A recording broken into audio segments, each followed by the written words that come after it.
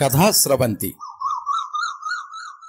శ్రీ ఎన్.కె. బాబు సంపాదకత్వం వహించి ప్రచురించిన నాకు నచ్చిన నా కథ 4వ సంపుటం నుంచి నీటి నీడ కథ రచన శ్రీ కూర చిదంబరం. వినిపిస్తున్నది పప్పు భోగారావు. శ్రీ కూర చిదంబరం గారు చార్టెడ్ అకౌంటెంట్గా హైదరాబాదులో నివాసం. వీరు కథకులు, సమీక్షకులు కూడా. 2 కథా సంకలనాలతో పాటు 2 వ్యాస సంకలనాలు వీరివి ప్రచురింపబడ్డాయి. పలు పురస్కారాలు పొందారు. అనేక సమీక్షా వ్యాసాలు రాశారు. ఈత పోటీలలో జాతీయ స్థాయి బహుమతి పొందారు. స్టాంపుల సేకరణ వీరి అభిరుచి.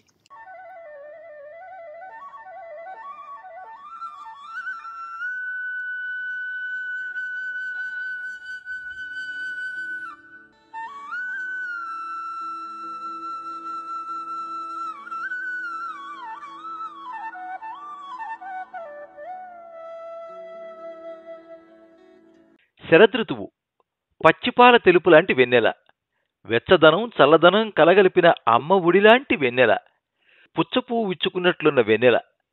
మబ్బు తరగని ఆకాశంలో చంద్రుడు రాజ్యమేలుతూ చల్లదనాన్ని పంచుతున్నాడు.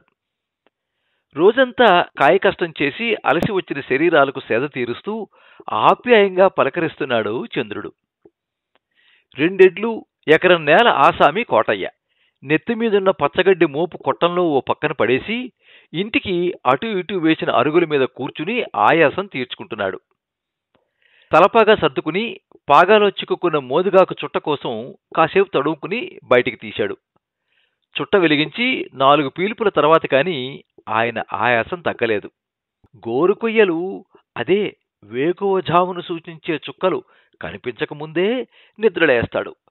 రోజంతా వంచిన నడుం ఎత్తకుండా పొలం పని, నేలతల్లి సావాసం, నీటిపాయ అంతంత మాత్రమే, మెట్ట పంటలే శరణ్యం. పొలంలో పండిన జొన్న, మొక్కజొన్న లాంటి చిరుధాన్యాలే వాళ్ల తిండి. కోటయ్యకు ఒక్కడే కొడుకు.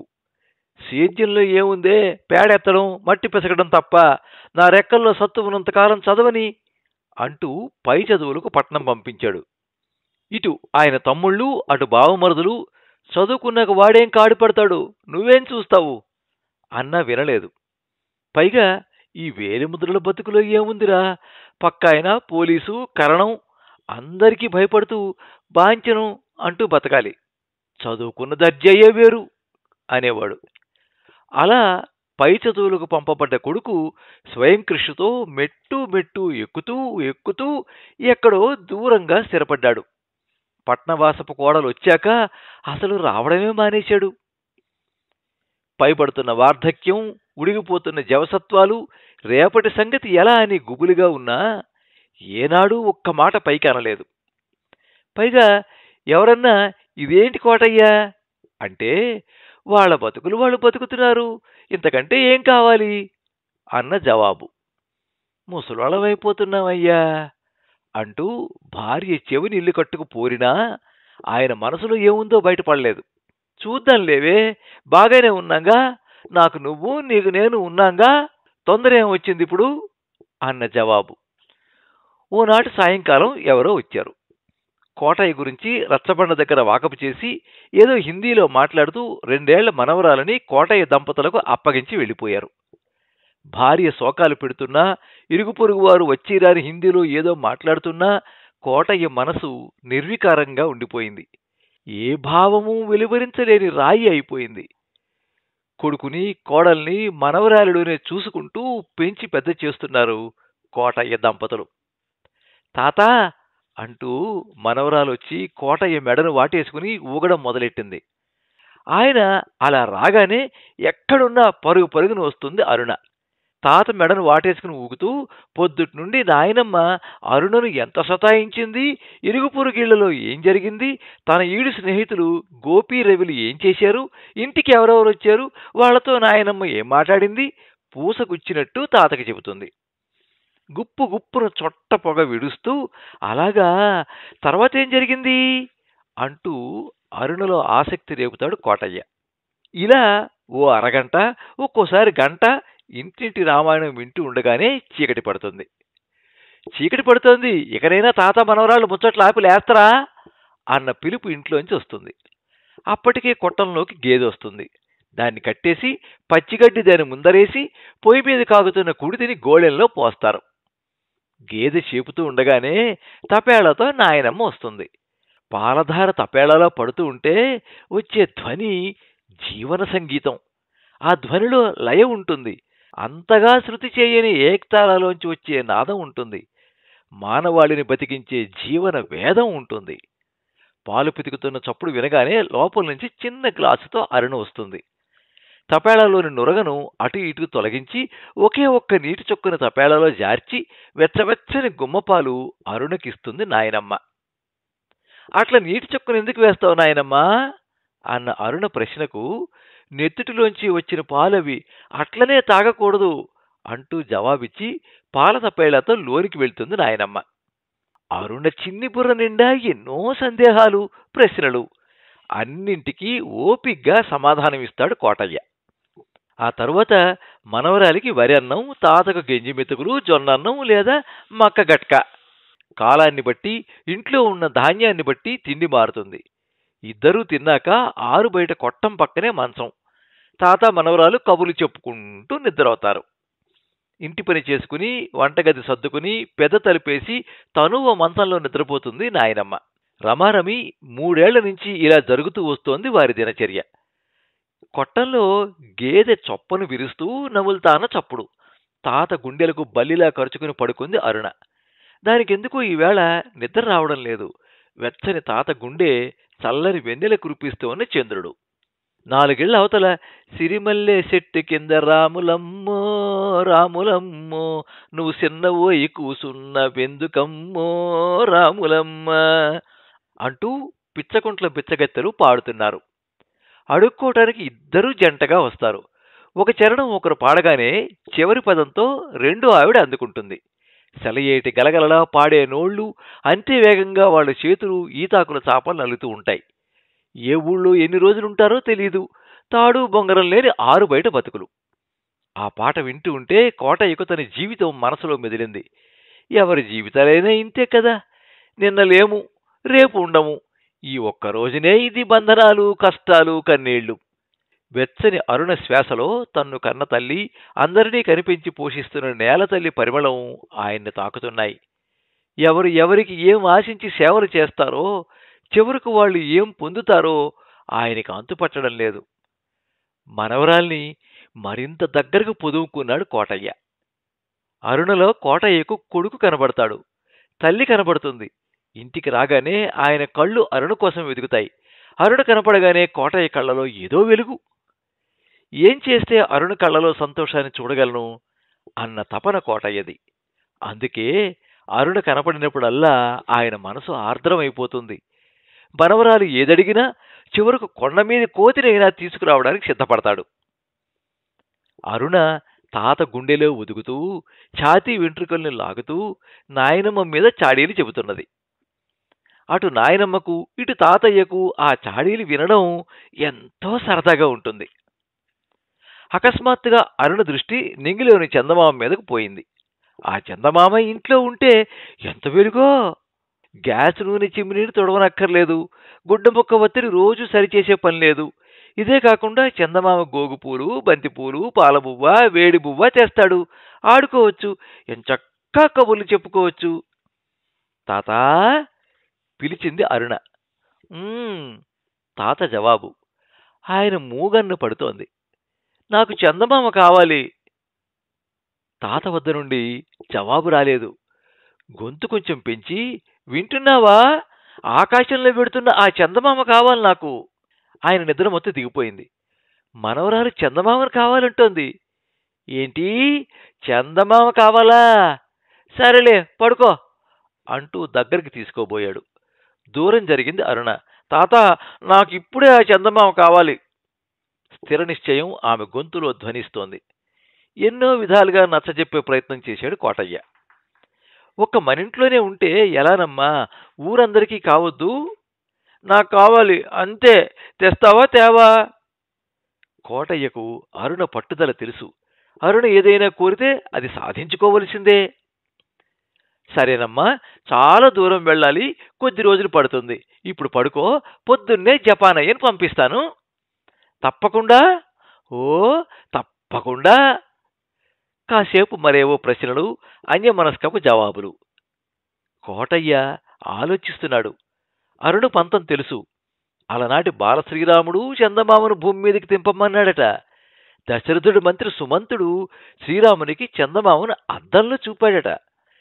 ఏదో ఒకటి చెయ్యాల్సిందే అనుకున్నాడు. తెల్లవారింది. వాకిళ్లలో చాన్పి చల్లటానికి ఊడుస్తున్నారు. లయబద్ధమైన చీపురు చప్పుడు, కళ్ళాపి చల్లుతోన్న శబ్దం. కోళ్లు బద్ధకంగా ఒళ్ళు విరుచుకుని కొక్కరక్కా అంటూ జనాల్ని లేపుతున్నాయి. పిచ్చుకలు రెక్కలు రాని తమ పిల్లలకు గూళ్ళు అప్పగించి మేతకు వెళుతున్నాయి. అడవికి తీసుకెళ్తున్న గొడ్ల గిట్టల చప్పుడు, లేగదూడల అరుపులు, గొడ్ల కాపురుల అదలింపులు వినపడుతున్నాయి. కళ్ళు తెరవగానే అరుణకు నాయనమ్మ పాలు పితుకుతూ కనిపించింది. పొద్దుట పాలు పితకడం జపానయ్య వంతు. వాడిది ఏ ఊరో, వాడి అసలు పేరేంటో బహుశా వాడికి తెలీదు. అందరూ వాడిని జపానయ్య అనే పిలుస్తారు. అమెరికా వారు జపాన్ మీద బాంబులు వేసినప్పుడు వాడు పుట్టాడట. పొద్దుట కొట్టం శుభ్రం చేసి పాలు పితికి పసుల కాపరికి గేదెలను అప్పగించడం వాడి డ్యూటీ. జపానయ్య మంచి మాటకారి. పెళ్ళాం పిల్లలు లేని జపానయ్యకు అరుణ అంటే ఇష్టం. కోటయ్య కొడుకు కోడలు లేరని తెలిసాక అరుణపై ఇష్టం మరింత పెరిగింది. పాలు పిదుకుతున్నంతసేపు అరుణ జపానయ్యలు కబుర్లలో పడతారు. వాడు పసిపిల్లవాడవుతాడు. ఇద్దరూ లోకావలోకనం చేస్తారు. అప్పటికే కోటయ్య పొలం వెళ్ళిపోయాడు. అదేంటి నాయనమ్మా, నువ్వు పిదుకుతున్నావు, జపానయ్య ఏడి? నువ్వేదో పని చెప్పావట. వాడిని తాతయ్య ఎక్కడికో పంపించాడు. వచ్చేసరికి 3-4 రోజులు అవుతుంది. త్వరగా ముఖం కడుక్కో, పాలు తాగుదుగాని అంది. అదో ఆట పట్టింపు. నవ్వు ముఖం మీదకి తెచ్చుకుంది నాయనమ్మ. కొద్ది రోజుల క్రితం తాత చెప్పిన మాటలు అరుణకు గుర్తుకొచ్చాయి. జపానయ్య చందమామను తీసుకురావడానికి వెళ్ళాడు. ఎన్ని రోజులకొస్తాడో, ఎలా తీసుకొస్తాడో. పెట్టెలో పెట్టి తీసుకొస్తాడా? భుజం మీద ఎప్పుడూ వేసుకునే ఎర్రపంచిలో మూట కట్టి తెస్తాడా? చందమామను ఎక్కడ దాచుకోవాలి? దీపం గూట్లోనా? వద్దు, దీపం గూడు స్టూలు వేసుకుంటే గాని అందదు. ఊయల గూట్లోనా? వద్దు, అందరూ నాకు కావాలి అంటారు. రవి అసలే కుళ్ళుమోతు, ఎవరు చూడకుండా జోబిలో వేసుకుపోతే? వంటింట్లో పాలు దాచుకునే గూట్లో? వెధవ పిల్లి, దాని దృష్టి ఎప్పుడూ పాలగూటు మీదే ఉంటుంది. అది కానీ ఎత్తుకెళ్తే? అమ్మో, ఇంకేమైనా ఉందా? పెరట్లో పిచ్చికల గూట్లో? ఈ ఆలోచన బాగుంది. నిన్నటి దాకా పిచ్చిక గూట్లో చందమామ లాంటి తెల్లని గుడ్లుండేవి. అవి ఇప్పుడు పిల్లలయ్యాయి. ఎవరికంట పడ్డా పిచ్చిక గుడ్డు అనుకుంటారు. ఇలా సాగిపోతున్నాయి అరుణ ఆలోచనలు. అరుణ ఉత్సాహానికి పట్టపగ్గాలు లేవు. జపానయ్య ఎప్పుడు వస్తాడా అనుకుంటూ దృష్టంతా గుమ్మం మీదే పెడుతోంది. ఆ రోజు రాత్రి రవి వాళ్ళ ఇంట్లోంచి ఏడుపులు పెడబొబ్బలు వినవచ్చాయి. రవి వాళ్ళ నాన్న పొలం నుంచి వస్తుంటే పాము కరిచిందట. ఇంటిల్లిపాది ఏడ్పులతో శోకాలతో ఆయన్ను టౌన్లోకి ఎడ్లబండి మీద తీసుకెళ్లారు.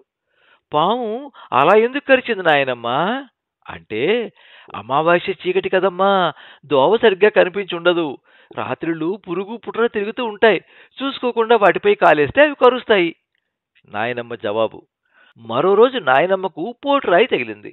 బొటని వేలు వాచింది. కుంటుతూ నడుస్తోంది. చూసుకుంటూ నడవద్దా నాయనమ్మా అంటే, చీకటి రాత్రులు కదమ్మా, కనపడి చావలా అంది. బొటని వేలుకు సున్నం పట్టి వేసుకుంది. వెన్నెల వెలుగు లేకపోతే సీను వాళ్ళు ఎత్తరుగుల మీద ఆడుకోని వీలు పడదు. చీకటి పడింది, ఇంటికొచ్చేయండి అని నాయనమ్మ కేకలు.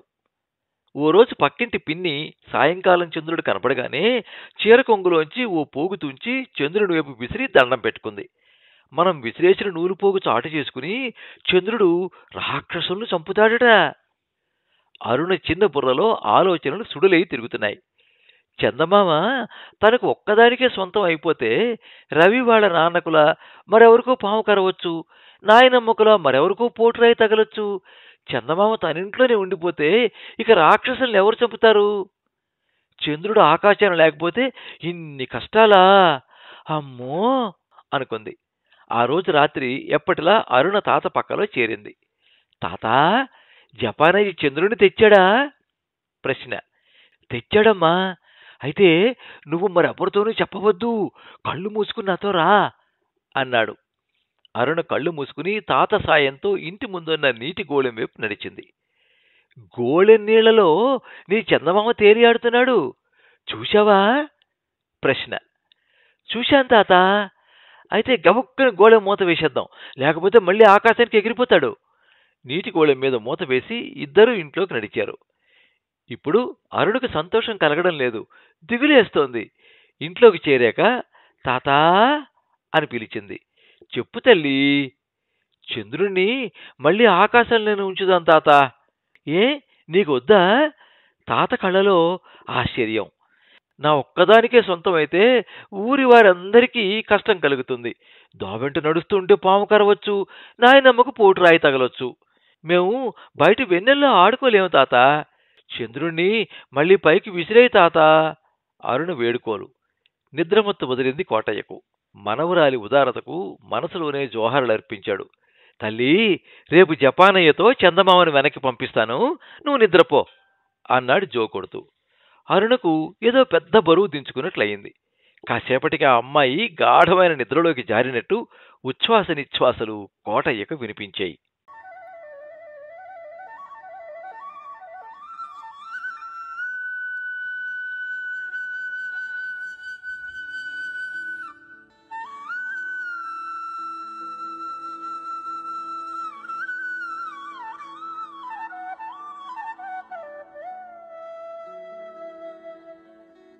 మీరింతవరకు నీటి నీడ కథ విన్నారు. రచన శ్రీ కూర చిదంబరం. వినిపించినది పప్పు భోగారావు. ఈ కథ 2015వ సంవత్సరం జూలై 24వ తేదీ బ్రతుకమ్మ నమస్తే తెలంగాణ పత్రికలో ప్రచురితమైంది. ఈ వీడియోని లైక్ చేయండి, మీ మిత్రులందరికీ షేర్ చేయండి. ఇలాంటి మరిన్ని మంచి కథలు వినిపించడానికి ఈ ఛానల్ని సబ్స్క్రైబ్ చేసుకోండి. పక్కనే ఉండే బెల్ ఐకాన్ని క్లిక్ చేస్తే ఇలా అప్లోడ్ చేసే వీడియోల వివరాలన్నీ కూడా మీకు ఎప్పటికప్పుడు నోటిఫికేషన్ ద్వారా తెలుస్తాయి. ఎప్పుడు మీ అభిమానాన్ని కోరుకునే పప్పు భోగారావు. సర్వే జనాః సుఖినో భవంతు. కథా స్రవంతి.